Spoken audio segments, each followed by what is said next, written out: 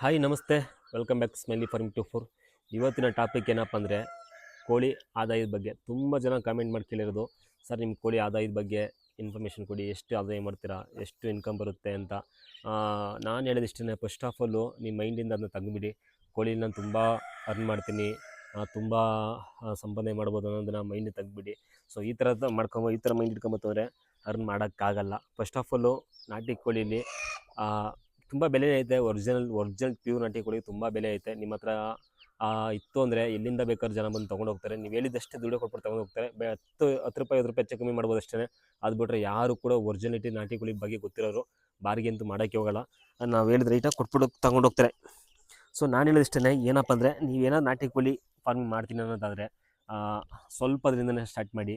ಜಾಸ್ತಿ ಇನ್ವೆಸ್ಟ್ ಮಾಡೋಕ್ಕೆ ಹೋಗಬೇಡಿ. ಏನಕ್ಕೆ ಅಂದರೆ ಕೆಲವೊಬ್ಬರಿಗೆ ಗೊತ್ತಿರಲ್ಲ. ಇವಾಗ ತುಂಬ ಜನ ವೀಡಿಯೋ ಹುಡ್ಕೊಳ್ಳೋದಾಗಲಿ, ನನ್ನ ವೀಡಿಯೋಸ್ ನೋಡೋದಾಗಲಿ ಸಾಕೋದಕ್ಕೆ ಬರ್ತಾರೆ. ನಾನು ಹೇಳೋದಷ್ಟೇ, ಸಾಕೋದಾದರೆ ಒಂದು 20-30 ಕೋಳಿಯಿಂದ ಸ್ಟಾರ್ಟ್ ಮಾಡಿ. ಅಷ್ಟಕ್ಕೆ 20-30 ಕೋಳಿ ತಗೊಳ್ಳೋಕ್ಕೆ ನಿಮಗೆ 10-15 ಸಾವಿರ ರೂಪಾಯಿ ಬೇಕಾಗುತ್ತೆ. ಅದೆಲ್ಲ ಮೇಂಟೈನ್ ಮಾಡೋಕ್ಕೆ, ಮತ್ತು ಫುಡ್ಡು ಮತ್ತು ಶೆಡ್ಡು ಕಾಸ್ಟು ಎಲ್ಲ ಮೇಂಟೈನ್ ಮಾಡೋಕ್ಕೆ ತುಂಬ ಇನ್ವೆಸ್ಟ್ ಮಾಡಬೇಕಾಗುತ್ತೆ. ಹೇಳ್ತಾರೆ ಜೀರೋ ಇನ್ವೆಸ್ಟ್ ಅಂತ. ನಿಮ್ಮ ಹತ್ರ ಆಲ್ರೆಡಿ ಯಾವುದಕ್ಕಾದ್ರೂ ದನ ಕಟ್ಟಾಕೋ ಫಾರ್ಮ್ ಇತ್ತು ಅಂದರೆ, ನೀವೇನಾರ ಮನೇಲಿ ತೋಟದ ಹತ್ರ ಮನೆ ಕಟ್ಕೊಂಡಿತ್ತು ಅಂದರೆ ಅಲ್ಲಿ ತಂದು ಒಂದು 10-15ರಿಂದ ಸ್ಟಾರ್ಟ್ ಮಾಡಿ ಕೋಳಿಗಳನ್ನ. ನಿಮ್ಗೊಂದು ಅನುಭವ ಆಗುತ್ತೆ ಕೋಳಿ ಸ್ಟಾರ್ಟ್ ಮಾಡೋದು. ಕೋಳಿನ ಬೆಳೆಸೋದಕ್ಕಾಗಲಿ ನೋಡ್ಕೊಳ್ಳೋದಕ್ಕಾಗಲಿ ಒಂದು ಅನುಭವ ಬರುತ್ತೆ. ಅದಾದಮೇಲೆ ಅದ್ರ ಬಗ್ಗೆ ತಿಳ್ಕೊಂಡಾದ್ಮೇಲೆ ಜಾಸ್ತಿ ಮಾಡಿ. ನಿಮ್ಮ ಹತ್ರ ಒಂದು 50-100 ಕೋಳಿ ಆಯಿತು ಅಂದರೆ ಆಟೋಮೆಟಿಕ್ಕಾಗಿ ಇಮ್ಮಿಡಿಯೇಟ್ಲಿ ಒಂದು ವರ್ಷದಲ್ಲೇ ನೀವು ಒಂದು 500 ಕೋಳಿ ಮಾಡ್ಕೋಬೋದು. ಚೆನ್ನಾಗಿ ಮೇಂಟೈನ್ ಮಾಡ್ಕೊಂಡ್ರೆ ನಿಮ್ಗೆ ಬೇಕು ಅಂದರೆ ವ್ಯಾಕ್ಸಿನೇಷನ್ ಕೂಡ ಮಾಡ್ಕೋಬೋದು, ಮೆಡಿಸಿನ್ ಕೂಡ ಯೂಸ್ ಮಾಡ್ಬೋದು. ನೀವು ಕಮರ್ಷಿಯಲ್ ಮಾಡ್ತೀನಿ ಅಂದರೆ. ಬಟ್ ನಾನು ಮಾಡ್ತಿರೋದು ಬೇರೆ ರೀತಿ.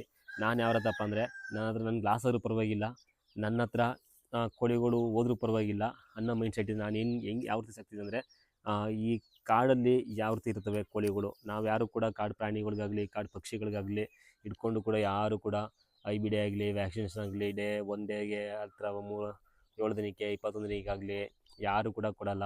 ಬಟ್ ನಾವು ಆ ಮೈಂಡ್ ಸೆಟ್ಟಿಂದ ಇಟ್ಕೊಂಡು ಕೋಳಿ ಸಾಗಾಣಿಕೆ ಮಾಡ್ತಿರೋದು. ನಾನು ಮರಿ ಮಾಡಿಸ್ತೀನಿ, ಇಲ್ಲಾಂದ್ರೆ ಒಂದು 100 ಮರಿ ಮಾಡಿಸ್ತೀನಿ ಅಂದ್ಕೊಳ್ಳಿ. 100 ಮರಿ ಮಾಡಿಸಿದಾಗ ನಂಗೆ ಫೈನಲ್ ಉಳ್ಕೊಳ್ಳೋದು ಲಾಸ್ಟ್ ಫೈನಲ್ ಕೀರಾಗಲಿ ಮತ್ತು ಅದಕ್ಕೊಂದು ಕೆಲವೊಂದು ಡಿಸೀಸ್ ಬಂದು ಸತ್ತೋಗು ಮರಿಗಳು. ಫೈನಲ್ ಉಳ್ಕೊಳ್ಳೋದು 100 ಮರಿಗೆ ಒಂದು 60-50 ಮರಿ ಉಳ್ಕೊತವೆ. ಆ 50 ಮರಿನೂ ಕೂಡ ನೆಕ್ಸ್ಟ್ ಮೊಟ್ಟೆ ಬರೋಷ್ಟರಲ್ಲಿ, ಫೈನಲಲ್ಲಿ ಮೊಟ್ಟೆ ಅವೆಲ್ಲ ದಪ್ಪಾಗಿ ಮೊಟ್ಟೆ ಬರೋಷ್ಟರಲ್ಲಿ ಒಂದು 40-45 ಮರಿ ಉಳ್ಕೊತವೆ. ಏನಕ್ಕಪ್ಪ ಅಂದರೆ ಈ ಕೀರಾಗ ತುಂಬ ಕಾಟ ಇರುತ್ತೆ. ಯಾವ ಕಡೆ ನೋಡಿತು ಗೊತ್ತಾಗಲ್ಲ ಕೀರಾಗಳು. ಈ ಥರ ಎಲ್ಲ ಪ್ರಾಬ್ಲಮ್ನ ಎದುರಿಸ್ಬೇಕಾಗುತ್ತೆ ನಾಟಿ ಕೋಳಿಲಿ. ಜಾಗ ಇತ್ತು ನೀವೆಲ್ಲೇ ಮಾಡ್ತೀವಿ ಅಂದರೆ ಒಳ್ಳೆ ಬಿಸ್ನೆಸ್ ಮಾಡ್ಬೋದು, ಮಾಡಿ. ಬಟ್ ಧೈರ್ಯದಿಂದ ಮಾಡಿ.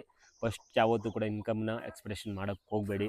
ದಯವಿಟ್ಟು ಒಂದು ಅನುಭವ ತಗೊಳ್ಳಿ. ಇಲ್ಲ ಯಾರು ಗೊತ್ತಿರೋರು ಫಾರ್ಮು, ನಿಮಗೆ ಚೆನ್ನಾಗಿ ಗೊತ್ತಿರೋರು ಅನುಭವ ಇರೋರಂತ ಅವ್ರ ಹತ್ರ ಗೈಡ್ ತೊಗೊಂಡು ಅದಾದಮೇಲೆ ನೆಕ್ಸ್ಟು ಫಾರ್ಮ್ಗಾಗಲಿ ಏನೇ ಒಂದು ಬಿಸ್ನೆಸ್ ಮಾಡೋಕ್ಕಾದ್ರೂ ಬನ್ನಿ.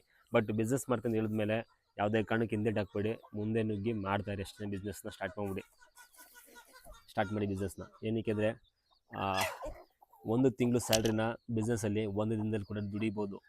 ಬಟ್ ಅಷ್ಟೇ ಕೂಡ ಲಾಸ್ ಮಾಡ್ಕೋಬೋದು. ಹುಷಾರಾಗಿ ಯಾವುದಕ್ಕೂ ಕೂಡ ಆರಾಮಾಗಿ ಮಾಡಿ. ಇಷ್ಟು ಹೇಳ್ತಾ, ಇನ್ಫಾರ್ಮೇಷನ್ ಇಷ್ಟ ಆಗಿದರೆ ಒಂದು ಲೈಕ್ ಮಾಡಿ. ಮತ್ತು ಮುಂದೆ ಕೂಡ ಕೊಡ್ತೀನಿ ಇನ್ಫಾರ್ಮೇಷನ್ನ. Thank you so much. Bye.